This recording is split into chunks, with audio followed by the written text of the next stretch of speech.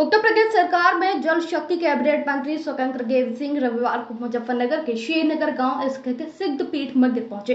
उन्होंने वहां हवन पूजन कर विशाल भंडारे का शुभारंभ किया। इस दौरान उन्होंने कार्यक्रम में शामिल श्रद्धालुओं को संबोधित करते हुए कई राजनीतिक और सांस्कृतिक मुद्दों पर भी अपनी बात रखी है। आपको बता दूं, स्वतंत्र देव सिंह ने कहा कि यहाँ कन्हैया जी महाराज का भंडारा है, जिसमें शामिल होकर हवन पूजन किया गया। 2017 से पहले उत्तर प्रदेश में लोग तिलक लगाकर ऑफिस जाने से डरते थे। कावड़ यात्रा, पूजन, बारात जैसे धार्मिक और सांस्कृतिक आयोजनों पर प्रतिबंध जैसा माहौल था, लेकिन आज योगी सरकार के नेतृत्व में कावड़ यात्रा हो, दिवाली हो या फिर राम बारात या सरकारी हेलीकॉप्टर से पुष्प वर्षा होती है। उन्होंने कहा कि प्रधानमंत्री मोदी के नेतृत्व में भारत ने आत्मविश्वास प्राप्त किया है। पहले देश में आतंकवाद की घटनाएं आम थीं, लेकिन आज श्रीनगर से लेकर लंदन तक भारत माता की जय के नारे लगते हैं। ये सब मोदी जी के कारण संभव हो पाया है। अब देश में सनातन धर्म का शासन है और इसे कोई झुका नहीं सकता। पूर्ववर्ती समाजवादी पार्टी की सरकार पर निशाना साधते हुए मंत्री ने कहा कि सपा सरकार में दंगे, फसाद, लूट और गुंडागर्दी चरम पर थे। 24 घंटे बिजली नहीं मिलती थी। केवल 5 जिले वीआईपी माने जाते थे। बेटियां शाम 5 बजे के बाद घर से निकलने में डरा करती थीं, लेकिन आज वे रात 12 बजे भी सुरक्षित बाहर जा सकती हैं। उन्होंने कहा कि भाजपा सरकार ने जातिवाद, क्षेत्रवाद और परिवारवाद को समाप्त कर राष्ट्रवाद और विकास को प्राथमिकता दी है। प्रदेश में 7 से 8 लाख नौकरियां दी गई हैं, बिना जाति धर्म के। यही फर्क है भाजपा और सपा की सरकारों में। क्या समझ नहीं पाए, फिर उसके मालिक को बुलाया गया, तो मालिक ने जब बताया तो लोक माता अहिल्याबाई ने अपने बहू को बुलाया।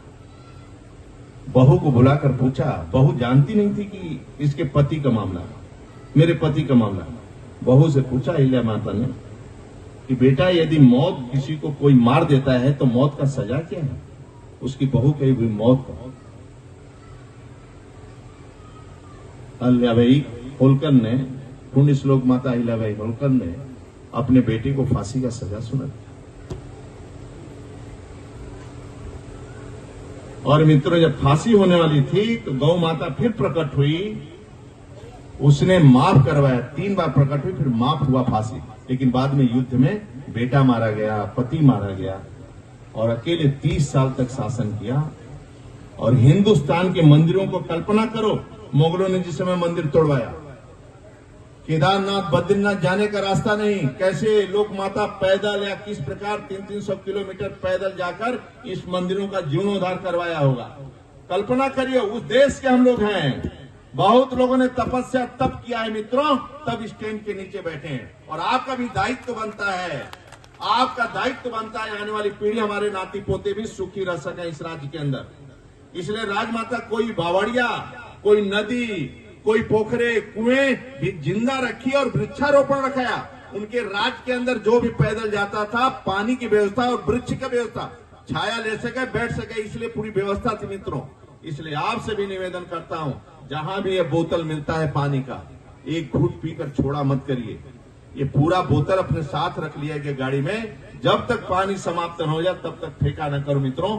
विदेशों में अब लैट्रिन का पानी साफ करके सप्लाई होने लगा है। मेरा सौभाग्य है कि उत्तराखंड से जुड़ा हूं, मेरा सौभाग्य है कि मैं नेपाल से जुड़ा हूं, मेरा सौभाग्य है कि हिमाचल प्रदेश से जुड़ा, मेरा सौभाग्य है कि मैं राजस्थान और मध्य प्रदेश से जुड़ा हूं, क्योंकि सभी पानी चंबल नदी से लेकर और जितनी नदियां हैं इन्हीं राज्यों से आती है मित्रों हमारे पास। और इन राज्यों से आई हुई नदियों को हम संरक्षित, सुरक्षित करें, स्वस्थ रखें। इसलिए हम लोग और सभी नदियों को जिंदा करने का काम हम लोग कर रहे हैं आदरणीय योगी सरकार के नेतृत्व में। और ये कैसे स्वस्थ शुद्ध पानी रहे उसकी भी चिंता कर रहे हैं। इसलिए आप सबसे मेरा आग्रह है कि मेढ़ पर, खेत पर मेढ़, मेढ़ पर पेड़, और पेड़ होना चाहिए बरगद, पीपल, पाकड़, क्योंकि बरसात में लाखों लीटर ये छिपा लेते हैं, फिर गर्मियों में एक एक बूंद छोड़ते हैं। पहले ऋषि संत महात्माओं ने अपने अंगूठे से, अपने तप तपस्या से नदी लाई, जैसे चित्रकूट अनसुईया मैया की तपस्या से मंदाग्नि आई। ये सब तपस्या से नदियां आई मित्रों। इस नदियों को बचा कर रखना मेरा दायित्व बनता है, मेरा कर्तव्य बनता है कि आने वाले नाती पोते हमारी पीढ़ी भी, हमारी आने वाली पीढ़ी वह इसका लाभ से ले सके। मैं आप सबको धन्यवाद देता हूं। कि आप यहाँ पर आए। सभी जितने लोग यहाँ पर उपस्थित हैं, मैं सभी का हृदय से स्वागत करता हूँ। पुनः जल शक्ति मंत्री के नाते मैं शीश झुकाकर आप सबको प्रणाम करता हूँ, आप सबका स्वागत करता हूँ। बहुत बहुत वंदन। संचालन महोदय से कोई गलती हो गया हो, हमारे सूची में नाम लिखने वाले से कोई गलती हो गया, किसी का नाम छूट गया हो, तो मैं आप सबसे क्षमा चाहता हूँ। छोटी छोटी बातों से नाराज नहीं होते, छोटी छोटी बातों और छोटे छोटे कामों से नाराज नहीं होते। आपका लक्ष्य बहुत लंबा है, इसलिए सर पर बर्फ, छोटो तो ठंडे दिमाग से, मुंह में शक्कर, बोलो तो मीठा, सीने में आग और पैर में चक्कर। जब तक सभी का पक्का मकान, सभी के खेत तक पानी, सभी के घर तक नल का पानी और दोनों हाथ को काम, रहने को छत जब तक नहीं होगा, तब तक भारतीय जनता पार्टी को चरैवेती चलती रहना है। एक हाथ में राष्ट्रवाद का एजेंडा, एक हाथ में विकासवाद का एजेंडा। बहुत बहुत धन्यवाद। भारत माता की जय। वंदे मातरम। कन्हैया जी महाराज हमारे संत, उनका भंडारा है, कार्यक्रम है, यहाँ पर हवन पूजन है। उस कार्यक्रम में मैं शामिल हूँ। जब से आदरणीय नरेंद्र मोदी जी केंद्र में अपनी सरकार बनी, राज्य के अंदर आदरणीय योगी जी की सरकार बनी, आप देखते थे पहले क्या स्थितियां थी। 17 के पहले लोग टीका लगाने में भी डरते थे, टीका लगाकर ऑफिस में नहीं जाते थे। कावड़ यात्रा, पूजन पाठ, ऐसे डीजे पर भी, राम बारात, देव दीपावली, दीपोत्सव प्रतिबंध जैसा लगता था। लेकिन 17 के बाद उत्तर प्रदेश के अंदर कावड़ यात्रा हो, चाहे देव दीपावली हो, चाहे देव उत्सव हो, चाहे राम बारात हो, चाहे कावड़ यात्रा, सभी पर सरकारी हेलीकॉप्टर से पुष्पों की वर्षा हो। ये आदरणीय योगी जी का शासन है, कानून का राज। देश में आप देखते थे बम फटते थे, भारत माता की जय कोई नहीं बोल पाता था। श्रीनगर के चौक से लेकर लंदन तक आज आदरणीय मोदी जी देश के प्रधानमंत्री बने तो भारत माता की जय का नारा भी लगता है, तिरंगा झंडा फहराता है। नहीं, जो पंक्ति के अंतिम व्यक्ति, उसकी योजनाओं को लोग लूट थी। कांग्रेस का शासन था, सपा का शासन लूट था। आज 4 करोड़ लोगों का पक्का मकान है, अपना शौचालय है, 5 लाख का आयुष्मान का कार्ड है, फ्री में भोजन है, उसको न कोई भूख से सो सकता है न भूख से मर सकता है, नल का कनेक्शन है, उसको रोजगार मिल रहा है, नौकरियों में कोई भ्रष्टाचार नहीं। आज 12 बजे रात को भी बेटी इस गांव से या मुजफ्फरनगर से अयोध्या जा सकती है और अयोध्या से सुरक्षित वापस आ सकती है। ऐसा शासन व्यवस्था है, राज्य का कानून का राज है। आप देखेंगे इस समय 300वीं जयंती पूज्य लोक माता अहिल्याबाई होलकर का चल रहा है। उनका सपना था माँ का, 30 वर्षों तक मालवा में शासन उन्होंने किया। एक उनका शासन था, न्याय का शासन था, धर्म का शासन था, एक गरीब के कल्याण का शासन था।